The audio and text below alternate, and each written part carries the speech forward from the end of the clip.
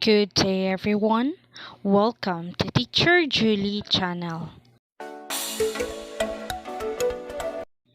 Hello everyone. We have our new lesson in Mapeh 7 for physical education and health, which is all about dangers of driving under the influence of drugs and alcohol. This will be the fourth quarter topic and learning competency number 2. This lesson is under the MATATAG curriculum.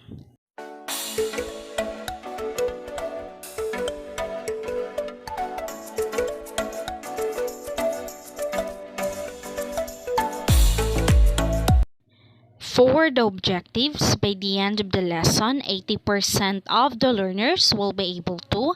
First is to identify the scenarios related to distracted driving. The second one is to understand what self-management and road safety is.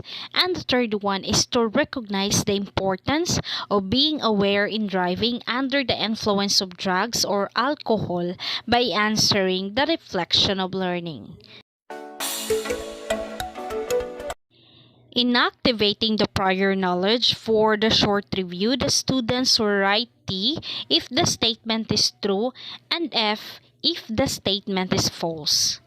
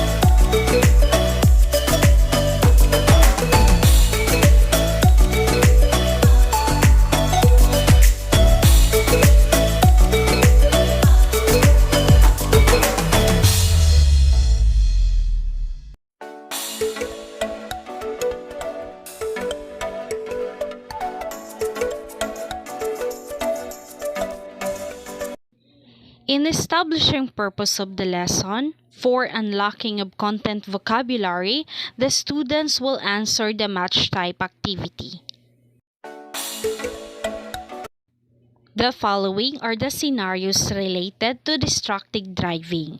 So the first one is driving under the influence of drugs or alcohol. So driving under the influence of drugs or alcohol is incredibly risky. It affects your ability to focus and make good decisions, increasing the chances of accidents. Most countries have strict rules about how much alcohol you can drink before driving, and there's growing awareness of how drugs impact driving too. The following are the risks of driving under the influence of alcohol and drugs. So the first one is you could cause an accident, injuring yourself or others, or even causing death. The second one is you have to live with the guilt of harming someone or causing an accident. The third one is you might lose your job and face legal consequences like a prison sentence or a criminal record. The fourth one is you could face hefty fines or lose your driver's license and have difficulty getting insurance. And the last one is you might need to retake your driving test to get your license back. Don't drive if you've been drinking or using drugs. Understanding how these substances affect your driving and taking steps to stay safe on the road is crucial. To stay safe, the best advice is to avoid drinking after drinking or taking drugs. If you do drinks, know the limits and plan for a safe way home, and encourage others to do the same and speak up if someone shouldn't drive. Alcohol is relatively easy to avoid, but drug driving is more complicated because laws, testing, and police training vary. Both prescribed and recreational drugs can impair your driving, leading to erratic behavior, fatigue, and other dangerous effects. If you're on medication, check the side effects and talk to your doctor about driving. With recreational drugs, remember that even cannabis can impair your ability to drive safely. For the work example, the students will answer the activity code, word web, understanding impaired driving.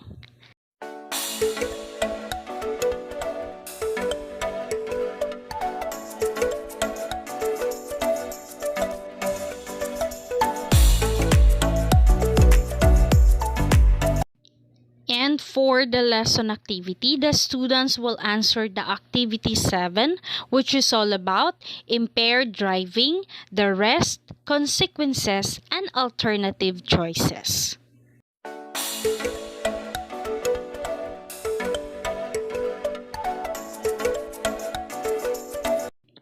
In making of generalization, for the learner's takeaway, the students will answer the KWL chart.